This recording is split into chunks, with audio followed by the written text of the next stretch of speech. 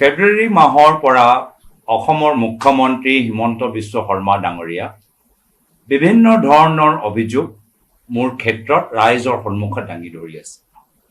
আমি প্ৰথম দিনৰ পৰাই কৈছোঁ যে যদি আপোনালোকৰ ওচৰত কিবা এটা প্ৰমাণ আছে, এই প্ৰমাণবোৰ ৰাজহুৱা কৰক।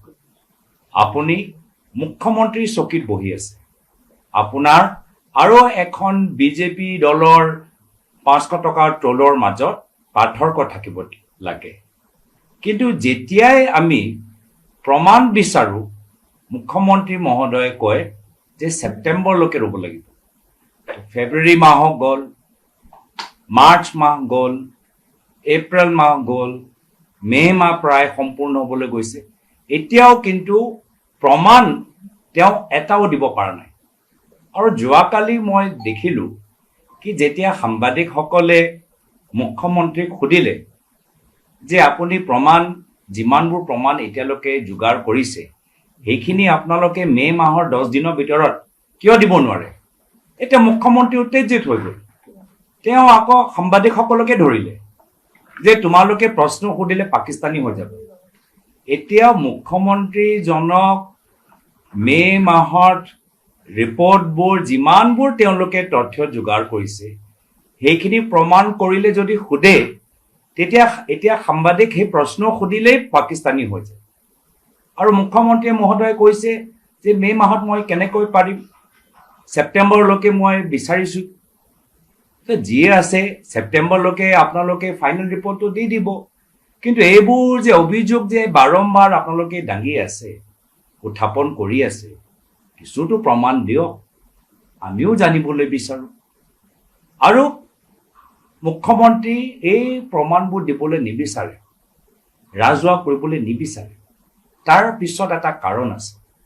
কাৰণটো হ'ল যে এতিয়ালৈকে মুখ্যমন্ত্ৰী মহোদয়ে যিমানবোৰ কথা ক'লে, প্ৰায় 99% কথা মিছা। 99% কথা বেচলেছ, ৰিডিকুলাছ আৰু ননচেন্স। 99% কথা বেচলেছ, ৰিডিকুলাছ আৰু ননচেন্স। আৰু সেইকাৰণে তেওঁ ছেপ্টেম্বৰ কথা কৈ থাকে। আৰু চাব যেতিয়া ছেপ্টেম্বৰ আহিব, তেতিয়া আকৌ ক'ব নহয় মোক আৰু 3 মাহ দিয়ক, মই আৰু প্ৰমাণ দিম। তেওঁ নিজেই জানে যে তেওঁলোকৰ এই যিমানবোৰ কথা, যিদৰে এজন সাধাৰণ 1500 টকা বিজেপি IT চেলৰ ট্ৰল যিদৰে কথাবোৰ উত্থাপন কৰে ছ'চিয়েল মিডিয়াত, একে তেওঁ কথাবোৰ কৈ আছে। আমাৰ কাৰণে একো নতুন কথা নহয়, বিশেষকৈ মোৰ বাবে।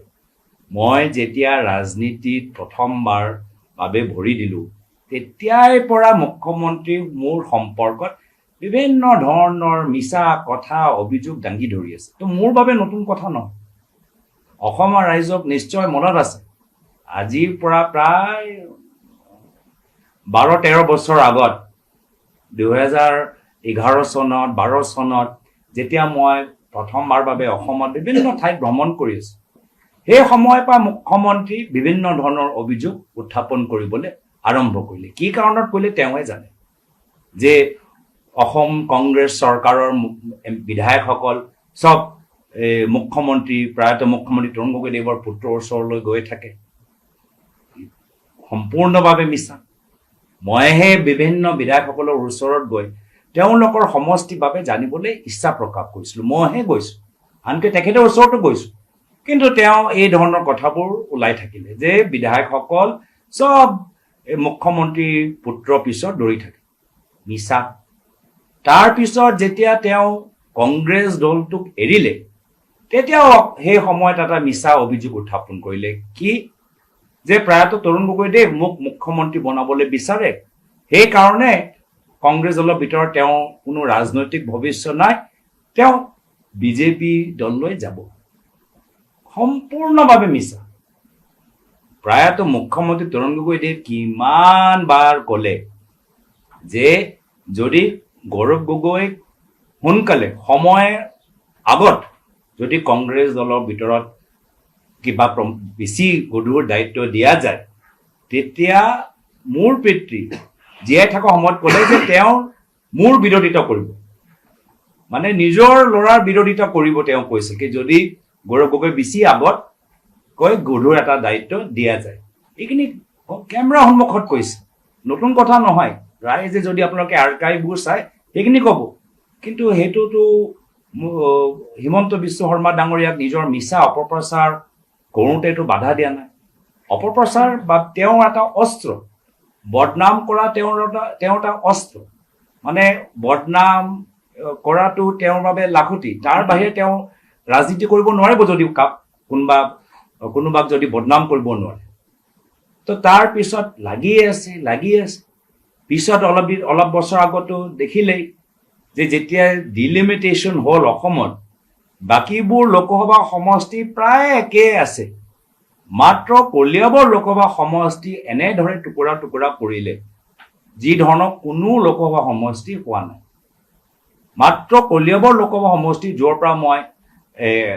দুবাৰকৈ 2014 চনত 19 চনত মই সাংসদ হ'বলৈ সুযোগ পালোঁ সেইটোৱে এনেকুৱা টুকুৰা কৰিলে য'ত কোনো সমষ্টিৰ ভিতৰত তেনেকুৱা কৰা নাই তাৰপিছত নগাঁও যোৰহাট কাজিৰঙা লৈ কথাবোৰ আৰু তাৰপিছত যোৰহাট যেতিয়া নিৰ্বাচন যেতিয়া হ'ল তেতিয়াতো দেখিছে যে কেনেদৰে গোটেই জোৰ লগাই তেওঁ যোৰহাটত নামি পৰিল তো কিবা কাৰণত তেওঁ মোক লৈ চিন্তিত কিবা কাৰণত আমাক লৈ কিবা ইনচিকিউৰিটি কিবা এটা আছে তেওঁ ভালদৰে থাকক সুস্থ থাকক কিন্তু আজি তাৰিখত অলপ এটা ফ্ৰাষ্ট্ৰেশ্যন তেওঁলোকৰ মাজত আমি দেখা পাইছোঁ আৰু সেইকাৰণে বাৰম্বাৰ মানে মই কৈছোঁ যে 99% কথাবোৰ বেছলেছ ৰিডিকুলাছ আৰু ননচেন্স মানে অদ্ভুত আৰু দিনে আৰু অদ্ভুত হৈ গৈছে এতিয়া যোৱাকালি বা আজি যিখিনি কথা ক'লে আৰু অদ্ভুত মানে তেওঁ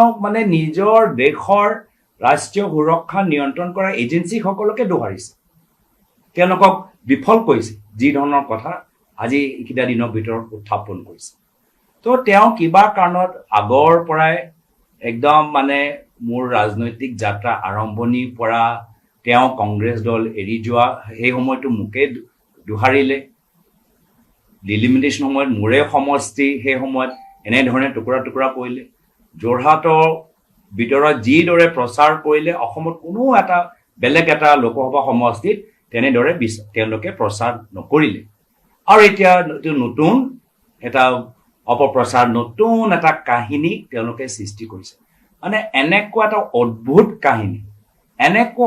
কাহিনী মানে মই যোৱা বছৰ যোৰহাট লোকসভা নিৰ্বাচনত যেতিয়া কেতিয়াবা বিজেপি দলৰ পৰা কিছুমান অপপ্ৰচাৰ ওলাই মই কৈছিলোঁ এইটোতো বি গ্ৰেড চিনেমাৰ স্ক্ৰিপ্ট দৰে মানে ইমান মানে তৰ্কহীন যুক্তিহীন